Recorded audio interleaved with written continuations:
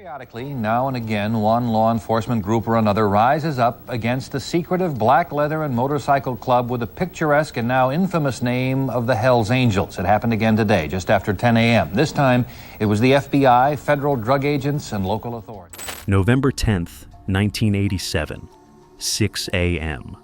The phone rang in Anthony Tony Truth, Tate's Anchorage home. On the other end was FBI Special Agent Tim McKinley, and his voice carried the weight of 2 years of deadly deception. "It's over, Tony. We're moving in." Across 5 states, 250 federal agents were about to storm the strongholds of America's most notorious motorcycle gang.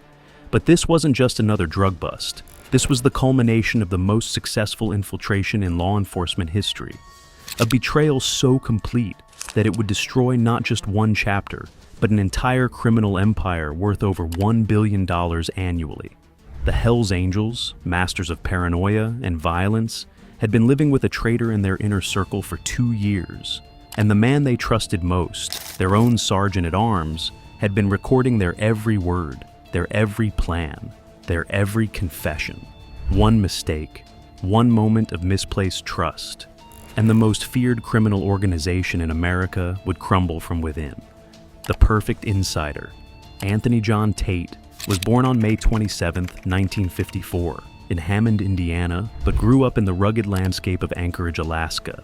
His father, Samuel Gordon Tate, was a former British Army intelligence officer who had served in World War II and later in Mandatory Palestine. Perhaps it was this background in secrets and deception that would later make Anthony so devastatingly effective as an informant. After receiving an undesirable discharge from the U.S. Army in March 1974, Tate found himself working as a bouncer and doorman at strip clubs throughout downtown Anchorage. It was dirty work in a dangerous world, but it brought him into contact with the kind of men who lived on society's margins, including members of the Anchorage chapter of the Hells Angels. The Anchorage police had little experience running informants, but they recognized Tate's potential. He was already feeding them information about criminal activities he witnessed during his bouncer work when, in 1983, a dare changed everything. 2 policemen challenged Tate to infiltrate the Hells Angels, never imagining he would actually go through with it. But Tate did more than join. He excelled. His swagger, aggression, and apparent success as a drug dealer allowed him to rise quickly through the ranks. By 1985, he had achieved the position of sergeant-at-arms, making him responsible for enforcing discipline and maintaining security within the chapter. The irony was devastating. The Hells Angels had put their most sensitive operations in the hands of the very man who would destroy them. The FBI's master plan. When the Anchorage police passed Tate to the FBI in 1985, Special Agent Tim McKinley immediately recognized the gold mine they had inherited. Previous investigations into the Hells Angels had failed spectacularly, often because of corruption within law enforcement agencies. McKinley had documented how the Angels always seemed to know when the FBI was closing in, moving their methamphetamine labs just as surveillance began. Officials of the government routinely sold information to the Angels. McKinley later revealed, the corruption was so widespread that the FBI decided to keep Tate's operation compartmentalized to an unprecedented degree. Only 8 FBI agents and 2 ATF agents would handle the case, and Tate would communicate exclusively through pagers and payphones. The operation was codenamed CACUS, after the centaur in Dante's Inferno, who rules the circle of hell reserved for thieves. A grimly appropriate choice for an operation designed to steal the Angels' darkest secrets. McKinley praised Tate's unique qualifications. He's got an ego the size of Montana, but he is perfectly willing to follow instructions and report accurately. Tate's natural charisma and apparent wealth made him invaluable to the organization. Ralph "Sonny" Barger, the legendary president of the Hells Angels, later wrote, "Judging by the way he threw money around, I figured he dealt drugs or something." But Tate was throwing around FBI money, and every dollar was buying law enforcement unprecedented access to the inner workings of organized crime. Living the double life. For 2 years, Tate led a life of extraordinary deception. Paid $4,000 per month by the FBI, he traveled the country at government expense, meeting with Hells Angels members from coast to coast. He usually wore two-wire recording devices in case one failed, and even had a bug installed in his pager. His swagger and apparent success as a drug dealer made him the Hells Angels point man for the entire West Coast. Tate's position as sergeant-at-arms meant he was privy to the organization's most sensitive discussions. He attended planning meetings for drug operations, weapons transfers, and violent retaliation against rival gangs.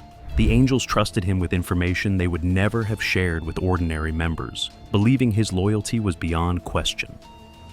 During this period, Tate and undercover federal agents purchased approximately $1.6 million worth of cocaine and methamphetamine from the Hells Angels. They also acquired more than 20 pounds of explosives, 3 automatic weapons, and 2 silencers. Each transaction was carefully documented, building an ironclad case against the organization's leadership. The scope of Tate's access was unprecedented. He visited nearly every Hells Angels chapter in the world, gathering intelligence on international drug trafficking operations, money laundering schemes, and violent criminal conspiracies spanning multiple continents. The Outlaws War. On August 12, 1986, an event occurred that would test Tate's cover like never before and ultimately provide the evidence needed to bring down Sonny Barger himself. John Cleve Webb, the president of the Anchorage Hells Angels chapter, was fatally shot by 2 members of the rival Outlaws Motorcycle Club outside a saloon in Jefferson County, Kentucky. The murder enraged the Hells Angels hierarchy, and Barger appointed Tate to lead their campaign of retaliation against the outlaws in Kentucky. For the FBI, this was both an opportunity and a nightmare. Tate was being asked to coordinate acts of terrorism and murder, pushing the boundaries of what an undercover operation could legally accomplish. On January 17, 1987, at a meeting in Barger's house, Tate asked for advice about killing Outlaws members. Barger's response was chilling and was captured on tape. "It doesn't matter which one. You're not going to get the guys that did it. You can snipe one of them. Don't get caught." When 3 Hells Angels were beaten up by outlaws in Joliet, Illinois, and had their patches stolen, a humiliation that enraged Barger, the calls for violent retaliation intensified. Tate found himself in the impossible position of having to appear enthusiastic about mass murder while secretly working to prevent it. Throughout this period, Tate continued to gather evidence of corruption within the justice system. Barger was recorded discussing how there was a judge back east that got convicted of accepting some of that, making a gesture that resembled handing money under the table. He was referring to a case in Cleveland where a judge had been bribed to acquit a Hells Angel on trial for murder. The web of evidence. The intelligence Tate gathered revealed the true scope of the Hells Angels' criminal empire. The organization wasn't just a motorcycle club with some criminal members. It was a sophisticated criminal syndicate with international reach. They were involved in manufacturing and distributing methamphetamine on an industrial scale, importing cocaine from South American cartels, and trafficking weapons across state and international borders. The FBI learned about corrupt officials in multiple states who were providing the Angels with advance warning of law enforcement operations. They documented extensive money laundering operations that moved millions of dollars through legitimate businesses. They recorded discussions of contract killings, witness intimidation, and the systematic corruption of judges, police officers, and prison guards. But perhaps most damaging were the recordings of the Angels discussing their own organizational structure and criminal hierarchy. Tate captured conversations about how decisions were made, how profits were distributed, and how discipline was maintained within the organization. This intelligence would prove invaluable in court, providing prosecutors with a roadmap of the conspiracy. The evidence also revealed the Angels' methods for maintaining security and preventing infiltration. Their paranoia was legendary, and for good reason. They conducted background checks on potential members, monitored communications for signs of law enforcement surveillance, and eliminated suspected informants with extreme prejudice. That they had been completely fooled by Tate represented a catastrophic failure of their security systems. The fatal mistake. The Hells Angels' fatal mistake wasn't trusting Anthony Tate. It was their own success. By 1985, the organization had become so powerful and so confident in their ability to corrupt law enforcement that they relaxed their guard just enough to allow a dedicated team of investigators to penetrate their defenses. Their expansion had also made them vulnerable. With chapters across the country and international connections spanning continents, they needed trusted operatives who could travel freely and coordinate between different criminal enterprises. Tate's apparent skills and legitimate military background made him the perfect candidate for this role. The Angels' mistake was also believing their own mythology. They had convinced themselves that their reputation for violence and their culture of absolute loyalty made infiltration impossible. "It won't happen again," one Angel later told reporters after Tate's exposure, but the damage was already done. Their final mistake was underestimating law enforcement's ability to adapt. Previous FBI investigations had failed because of corruption and poor operational security, but Operation CACUS was designed from the ground up to avoid these pitfalls. The Angels were fighting the last war while their enemies had already moved on to new tactics. November 10th, 1987, the day of reckoning. At exactly 6 a.m. on November 10th, 1987, the largest coordinated law enforcement operation in U.S. history began. Operation CACUS culminated with 38 Hells Angels members being arrested simultaneously across Alaska, California, New York, South Carolina, and Nevada. In the San Francisco Bay Area alone, 250 federal agents carried out 26 coordinated raids. The seizures were staggering. Over 100 weapons, more than $1 million in cash, several methamphetamine laboratories, and countless pieces of evidence documenting the Angels' criminal enterprises. At the Oakland home of Kenneth Owen, a club member arrested for methamphetamine distribution, investigators found approximately $1 million in cash hidden throughout the residence. Among those arrested was Ralph "Sonny" Barger himself, along with his second-in-command, Michael O'Farrell, and other top leaders of the organization. The raids were so comprehensive and well-coordinated that the Angels had no time to destroy evidence or warn other chapters. The psychological impact was as devastating as the physical arrests. For an organization built on a foundation of paranoia and mistrust, the revelation that their own sergeant-at-arms had been an FBI informant for 2 years shattered their sense of security. If they couldn't trust Anthony Tate, a man who had risen to a position of significant authority within their ranks, who could they trust? The trials and convictions. The trials that followed, Operation CACUS, became a showcase for the evidence Tate had gathered over 2 years of undercover work. At Sonny Barger's trial, Tate testified for 6 weeks as the star witness for the U.S. government. His testimony was methodical and devastating, supported by hundreds of hours of recorded conversations and thousands of pieces of physical evidence. The defense attempted to discredit Tate by calling his ex-wife, Brenda Lee Fowler, who testified that he was a liar, a scumbag, and a cheater who engaged in substance abuse, beat her, and talked to the ashes of his dead father.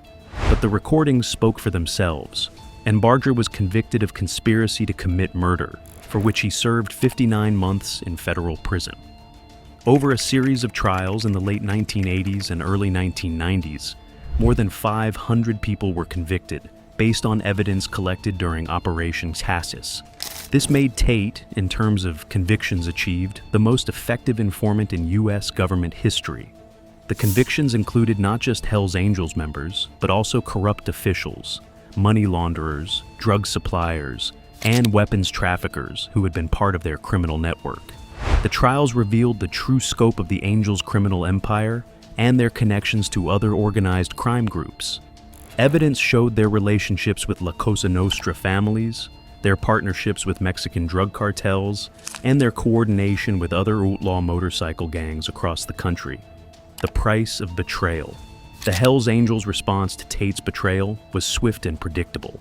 They allegedly placed a $1 million bounty on his life, forcing him into the Federal Witness Protection Program.